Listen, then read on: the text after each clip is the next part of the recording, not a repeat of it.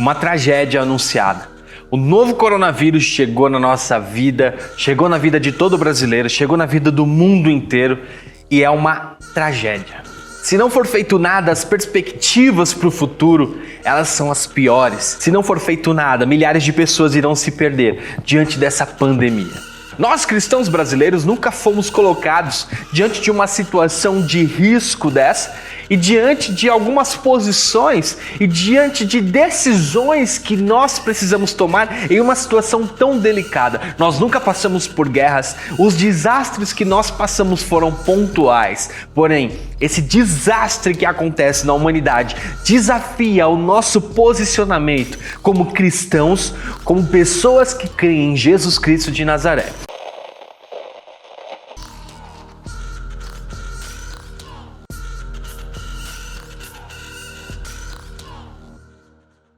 Então, qual seria o nosso posicionamento? Fechamos as igrejas? Paramos de fazer os cultos? Paramos de nos unir nas casas uns dos outros? Cremos que Deus vai nos proteger diante desse mal? Devemos ter fé e ficar até o fim, sermos os últimos a sair, a deixar as nossas igrejas, nossos bancos. Temos que continuar congregando com coragem, com fé de que Deus vai nos livrar desse mal tremendo, de que Deus vai nos livrar, eu não tenho a mínima dúvida. Porém, o que nós devemos fazer para preservar a vida dos nossos irmãos? Qual será a posição que a Bíblia nos ensina? Qual será a posição que Cristo nos ensina que nós devemos tomar? Não sai agora. Eu fui na Bíblia, peguei diversos textos, peguei também alguns livros para a gente poder entender qual seria o posicionamento mais correto de acordo com Cristo, de acordo com a igreja primitiva. Quais são os aspectos que nós devemos levar em conta nesse tempo de pandemia, nesse tempo de tragédia, nesse tempo em que nós devemos nos curar?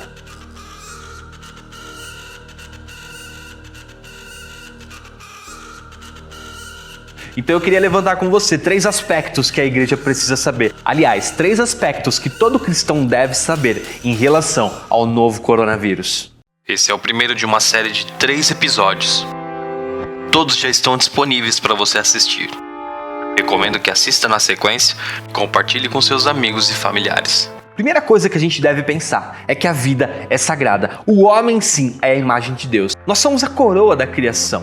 Lá em Gênesis, Deus nos faz a sua imagem e semelhança e coloca o caráter que não tem mais nenhum animal. Sermos a sua imagem, um caráter divino em nós. No livro Um Cristão Olha para Si Mesmo, o autor Anthony Hoekman, ele traz a história de um jovem negro norte-americano que, devido a um sentimento de inferioridade dentro do seu coração, ele um dia vai na gráfica, pede para confeccionar uma faixa.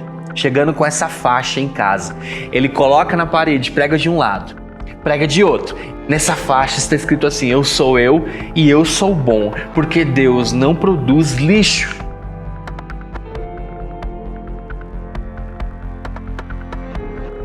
Cristo não desprezou e não rejeitou ninguém. Pelo contrário, ele fez de tudo por aqueles que eram desprezados pelo mundo. Honrou aqueles que o mundo desonrou. Chamou para perto aqueles que o mundo queria longe. Agiu com cortesia para com elas. Chamou os pequeninos para perto quando todo mundo os queria longe. Deixou que a mulher meretriz lavasse os seus pés, ungisse os seus pés com o melhor dos perfumes. Entrou na casa de publicanos, que eram considerados como ladrões pela sociedade. E outra, fez amizade com os pobres e necessitados. Não, Jesus não era um comunista. Calma.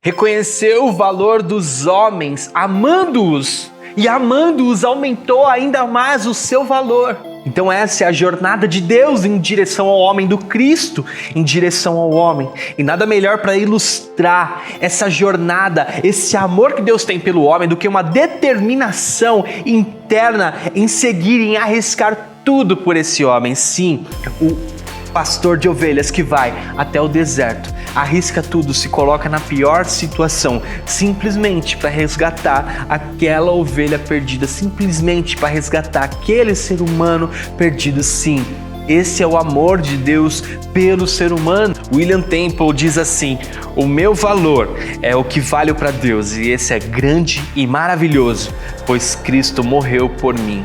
Vejamos o exemplo de Karl Barth. Sob a luz da Primeira Guerra Mundial, ele era pastor em Seyffertville, na Suíça.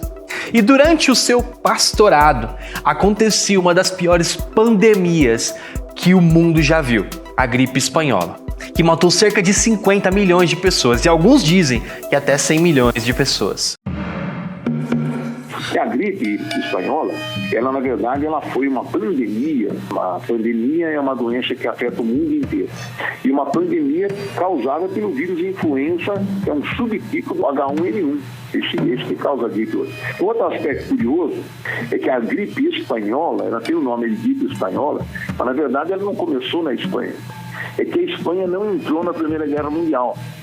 E como ela era neutra na Primeira Guerra Mundial, ela começou a dar notícias sobre a gripe. E os países beligerantes, os países que combatiam, eles não davam notícia. Então, na verdade, apareceu nos jornais espanhóis. Ela ficou com o nome de gripe espanhola. Mas a gripe surgiu, na verdade, nos Estados Unidos.